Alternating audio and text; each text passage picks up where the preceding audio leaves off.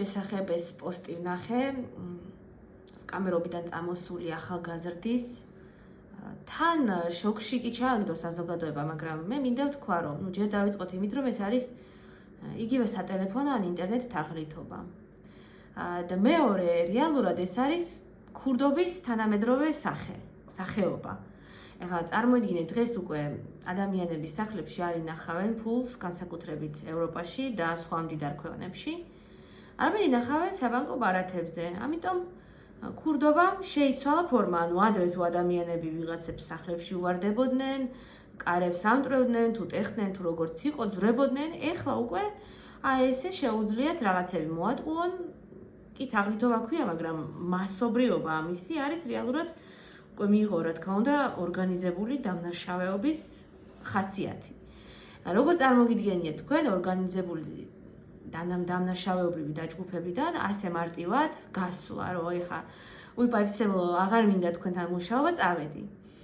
როგორც ეხა მაგალითად სოპრანოს კლანიდან პირობითად ადამიანი ესე მარტივად ვერ წავიდოდა, იმიტომ რომ ის იყო მოწმე, მან იცოდა იქ ორგანიზატორები, ხელმძღვანელები, ასევე ვერ წახვალ ამ სკამერული დაჯგუფებიდან. იმიტომ რომ საქართველოში მით უმეტეს ვიცით, რომ ამ ყველაფერს მაღალჩინოსნები მფარველობდნენ.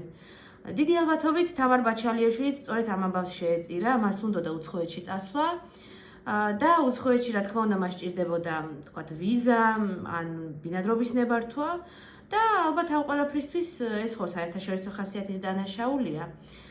მას შეიძლება უნდოდა რომ ეს ინფორმაცია მიეწოდებინა იქაური სამართალდამცავებისთვის, რომ ყოფილიყო მათთვის სასარგებლო და რა თქმა უნდა ეს ქვეყნიდან არ გაუშვეს. ეხლა რატო ვყვები ამდენს, რომ ესე ლამაზად, არის შეფუთული და იმიტომ ვერ ხვდებით და არ გვინდა გავიგოთ, რომ ეს არის ჩვეულებრივი ქურდები არიან ის ადამიანები, რომლებიც ამას აკეთებენ და როგორც კიდევ ერთხელ ვიმეორებ, ჯიბგირები რო არიან და რაღაც თანხა უნდა გადაუხადონ თავიანთ უფროსებს და ჯიბებს რო უჩხრეკდნენ ადამიანებს და ხან ტელეფონს იპარავდნენ ხან რაღაცას, ეხლა ეს იგივენაირად იქცევენ ესენიც და რა თქმა უნდა ძარცვავენ და ქურდავენ ყოველთვის ყველაზე მოწყვლად ადამიანს, რომელსაც არ შეუძლია საკუთარი თავის დაცვა.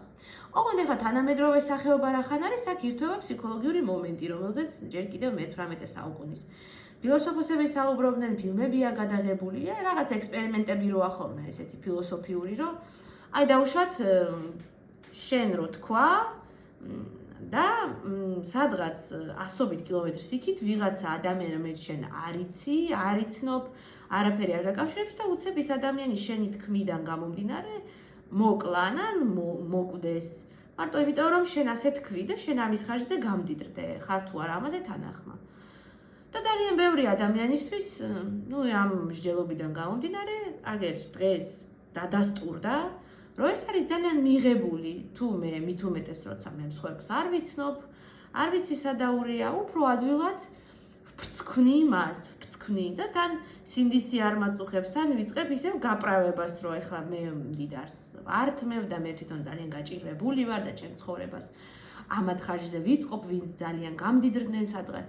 მოდი კიდევ ერთხელ გავიმეორებ, აგვივა შუბლზე თვალები, იმიტომ რომ თუ ზოგადად ქურდობისადმი და კრიმინალისადმი ვიყავით მიმღებლები, რატო არ ვიქნებით მიმღებლები ასეთი შერბილებული ფორმის ქურდობისადმი? ეს თან ხო ვითომ ქართველებს არ ეხება, ეს ხო უცხოელებზე ელაპარაკით, ან მდიდრებზე. ხო და ამიტომ აქ უფრო მეტი და უფრო ადვილი არის ამ ტიპის დანაშაულში ჩართვა. უბრალოდ ეს დღეს არ დაწყებულა, მე გავიხსენებ ამერიკიდან ახალი დაბრუნებული ვიყავი, ასე 12 წლის წინ. 2014 წელი პირველ კურსზე უნივერსიტეტში და შევხვდი, მოკლედ იყო რაღაც კურსდამთავრებულების შეკრება. სხვა შეს ზედიზედ ორჯერ მოხდა დაახლოებით ერთი და იგივე. და მე კიდევ უნივერსიტეტში ერთ-ერთ ღონისძიებაზე შევხვდი კიდევ ერთ ადამიანს და ამ ორ ადამიანს რო ვკითხე, რითი არიან დაკავებულები, ახალგაზრდებს დაახლოებით ჩემი ტოლები იყვნენ.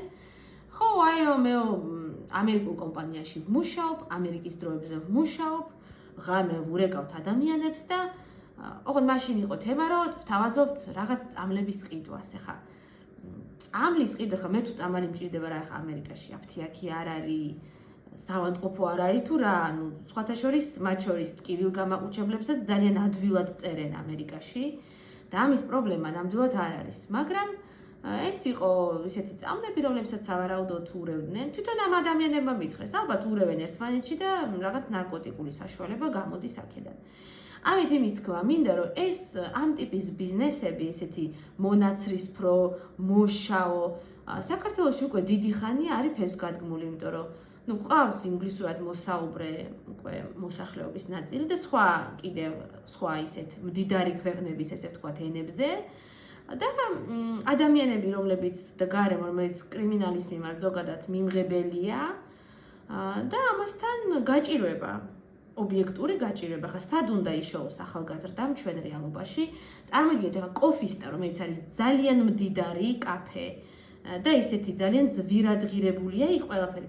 რატო უნდა უხდიდეს ადამიანს თვეში 800 ლარს, ხო, გამყიდველს მაგალითად, თუ როგორც ქვია ბარისტა თუ რაც არის იქ.